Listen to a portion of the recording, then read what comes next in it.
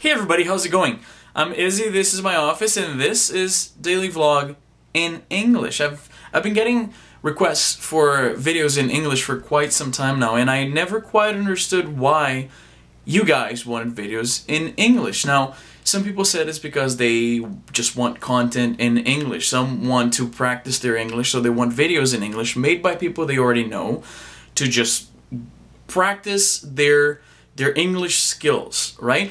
And I was never sure if that many people wanted videos in English or if it's just that vocal minority that speaks louder than everybody else, and I decided what's the harm in trying. So here it is, my first daily vlog in English. Now, the other added benefit in making videos in English is because I have friends here in Canada that have always asked me what it is that I do on the internet. Now, they have an idea. They know I have a website. They don't know exactly what I write about. They know I have a book out. They know I have a YouTube channel, but they can't really follow what I do here. And for the very first time ever, I can actually link them to something I made, and they'll actually understand what I'm talking about. So that's exciting on its own. But the first thing I wanted to talk to you guys about is English itself. I mean, it seems fitting. Now, I live in Canada, like most of you know, and people ask me a lot about the differences between the American accent, and by American I mean accent from people who live in the United States. Now, this is a little inside scoop for you guys, my Canadian friends. The reason I made that distinction is because in Brazil and in most of Latin America, is how I understand it, there's some animosity to the idea of calling people who live in the United States American.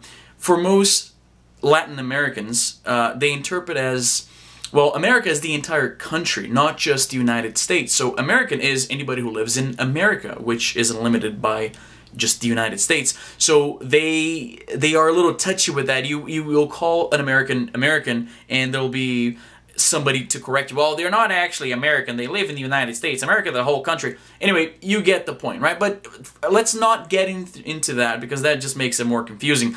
Let's just call Americans Americans for the purposes of this video. So anyway, the differences between Canadian and American accents. Now, I'm not an expert in English. I mean, I learned because I've lived here for a long time, but I don't have a proper academic training, if you will, in the language, right? So I can't really speak from authority, but I can talk about the little things that I notice. And one of the main things, because really there isn't a huge difference between American and Canadian accents. I mean, there's a huge difference between American and British accents. You can tell right away there's a lot of things to point out in the differences, both in spelling and actual pronunciation. Canadian English and American English, not so different, with the exception of one word that sticks out, that the pronunciation between the American version of this word, or more than one actually, I'm going to use two words here as an example, and it's the word out and about. And some of you might already know that, but I'm imagining the majority of you don't know this. But in the States, they say out and about. It's a little bit different than what we say here in Canada. Here we say out and about. I'm not sure if you can tell the difference because it is it's barely there, but there is a bit of a difference. And that difference becomes bigger depending on where in Canada you're from. In some places, they say it quite differently. They'll say something like out and about. It's quite different from about. See the difference? Again, it's barely there, but there is a difference, and you could identify a Canadian from the way they pronounce those words. So again, I'm gonna say one after the other, so maybe you'll get a better idea. So American, about; Canadian, about. You see, there is a little bit of a difference, and in some cases, about. And they joke about that in like sitcoms and stuff like that. They say it. They say that we say about, which is a bit of an exaggeration, but it's kind of along those lines. So out and out, about. You see that? Now here's the funny thing, because as most of you, I learn English, or at least I thought I had learned English from watching movies and listening to music, playing video games, that type of stuff. I had already been exposed to the English language but I didn't have the grasp to carry a conversation, right? Which is normal, because if you only hear it, if you only, like, you're watching movies and you're following the subtitles along, you will learn a lot of stuff, but you won't be able to speak it fluently. And it might be your case, because it was mine, that when you finally set foot outside of Brazil, you go to the States or England or Australia, Canada, whatever, you go outside of the country for the first time, and you thought of yourself as an expert English speaker, and the very first time you're put on the spot and you have to say something in English, you have to carry a conversation on your own, you realize that you thought you spoke a lot better than you actually do. And that happened with me. And like I said, most of you guys, I grew up watching movies, listening to music, all of that American influence in our pop culture, and I thought I spoke very well. Wasn't the case, really. It took me quite a while. It took me years to speak English the way I speak today. But my point with all of this backstory is that I was exposed to American English from movies and shows and all that. So my pronunciation back then was the American pronunciation. So if I were to say out, I'd say out. If I were to say about, I'd say about. And over the years, years of talking to people here and being exposed to the Canadian pronunciation, and eventually it happened to me, and I imagine it would happen to any of you guys. I ended up adapting to the Canadian English, which I thought was kind of cool how that happened. My pronunciation shifted from what I had absorbed from movies, and it became that.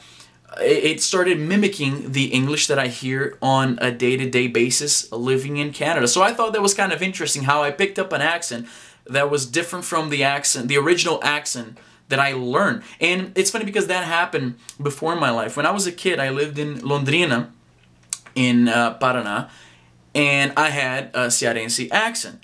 And my friends would make fun of me in school because of my accent. Like, say, and you guys all know this, but I'm just going to throw an example. The word porta. That's how we pronounce it in Ceará. Porta. In Londrina, they would say porta, which I think is a carryover from, because I understand that the area was colonized by the British or something like that, like English people, they had settlements there. So that R that they say, like carne or porta, that was a carryover from the British settlers, from what I understand. Anyway, so because people would make fun of me in school, I adapted and I started using their pronunciation. So instead of saying porta, I started saying porta, and I adapted. When I moved back to Fortaleza, now I brought that accent because I had become used to it. I lived there for 3 years, so I became used to saying like that. And when I went back to school in Fortaleza, now I was made fun of because I was using the accent from people from Londrina. And it felt like I can't win. Either way, I'm going to have to switch back and forth. Anyways, that's just to say that it's funny how we adapt to language depending on where we live. So anyway, this video is getting a lot longer than I anticipated. And this is it. This is my first English language daily vlog, and I hope you guys enjoy it. To be completely honest, I wasn't entirely sure why you guys wanted a video in English, but here it is. I figured, what the hell, right? There's no harm in trying. So this is it, my first, and I can't promise this is going to be a constant thing. I might switch. I might continue this, like making videos in English, but it might not be part of daily vlog anymore. It's all up in the air. I'm not sure what I'm going to do. And as always, I ask you guys to throw your feedback down there. Maybe you guys can help me figure out why and how I'll put videos in English on my channel, or maybe open a second channel for videos in English. Who the fuck knows? You guys, I've relied on you guys for years now for feedback. So just throw your ideas down there. And yeah, that's it. I'll see you guys tomorrow. And hit the like, subscribe button, all that. See ya.